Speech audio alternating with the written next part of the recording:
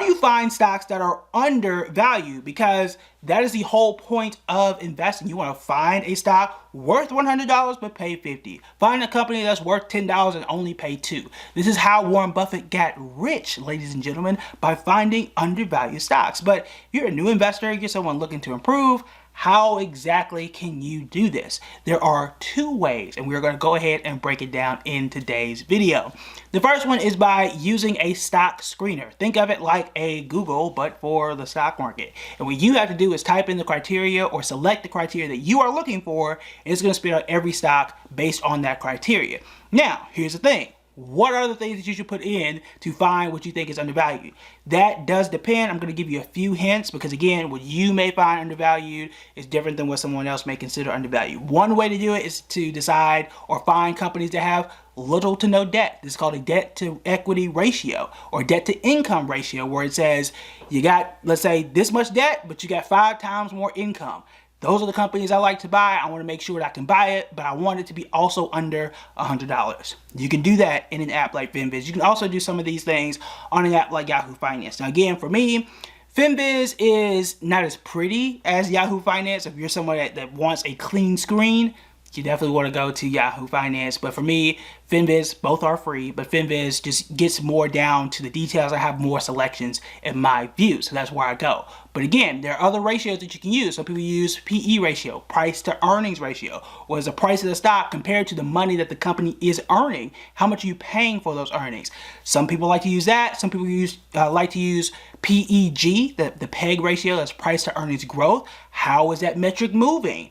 Perhaps those are the ones that I should invest in. If you are a little confused or want to learn more about each of these investing ratios or which ones make more sense than those that don't, I've done an entire video on it where I went over the top 5 investing ratios that you should know. So you want to make sure you check out that video on the channel. I'll probably link it at the end as well. But that's one way to do it. I would argue that if you are new to investing or you're kind of in the intermediate range, I would definitely lean on the stock screener to help you find those stocks very quickly. Now, there's an advantage. It's quick, it's easy, and it gives you multiple options. And it takes all of 12 seconds, if that, to find several stocks that you might want to consider investing in. So that is where I would lean. I still use them to this day. But that's not the most precise way to find undervalued stocks. The most precise way is to do what is called a discounted cash flow. The total name here is discounted cash flow analysis. Now, I say it that way because it's a very long textbook term, but it doesn't have to be that difficult and that boring. In fact, I've actually created a tool inside of Members Only to help you do this quite quickly, but I will explain it on a high level, I guess. So to do it, let's take a company like Discover. Okay, we talked about Discover earlier in our credit card video earlier this week, and it's a company that y'all saw me invest in, about 2 or 3 months ago. Here's how it works. I'm going to take Discover. I want to look at its free cash flow. How much money has Discover made over the last 10 years? Okay, so go back to 2022. Right? Or no, 2013 all the way up to 2022, because 2023 is not over yet at the time that we're doing this video. I'm going to take the last 10 years, see how much money every single year that Discover made, and then say, what is the average? Let's say they've grown an average of about 5%. Now, I've got the last 10 years. What I'm going to do is estimate, based on the 5% a year, how much money is Discover going to make over the next 10 years, from 2023, even though we're already halfway through the year, more than halfway through the year, what are they going to make between now and 2033? Add all that money up, that's going to tell me how much the company is going to be worth. Now, my estimation, and I could be wrong, I'm not the best mathematician in the world, however, if my estimation is right, Discover Card is worth somewhere around $500 to $550 per share. Here's the thing. Right now, Discover is trading at about $90 per share. This would tell me, based on my analysis, I want to be specific, based on my analysis, that the company is undervalued. And it's undervalued by a lot. That is how I can really narrow it down. Now, the advantage here is I can be very precise, because if I'm looking at stock screener, it's not going to tell me how much stock A is over or undervalued compared to stock B. But I can use discounted cash flows and say, I can say a Discover Card is very undervalued compared to American Express. So that's the advantage. I can narrow down to the dollar level how much a company is over or undervalued. So that can help me out a bit. The disadvantage is it's going to take you time because I have to go stock by stock by stock and figure out which one is in the right space for me to invest in, as opposed to having someone else or having a machine really sort out all the stocks that are out there. So there are pros and cons.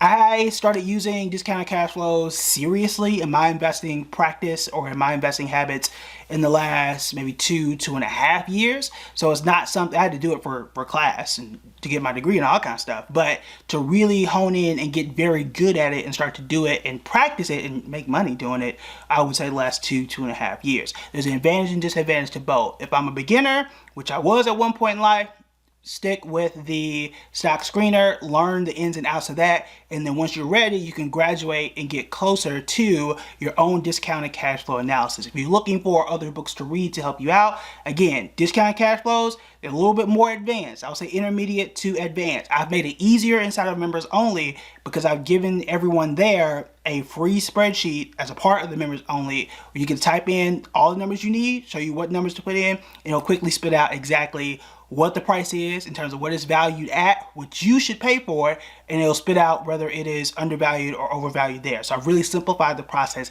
there in case you're wondering. But outside of that, reading recommendations, Phil Town is a new age investor. I put that in air quotes. He's an investor that has a few books on it. Also, The Intelligent Investor, which is quite a thick book, but does talk about this process in terms of understanding the business and how much they're making and using that money and using that information to tell you how much the company should be worth and whether or not you should buy it. I will say this in favor of discounted cash flows. It does, at least for me and some of the people I've spoken to inside of members only as well, it does give us, I guess, but I'll just leave it to me, it does give me a little bit more, let's say, confidence is not the word I'm looking for. I would say more stability in how I'm viewing a stock, because just like you, there are times where I look at the stock market or I get an alert and say, hey, this company dropped 5%.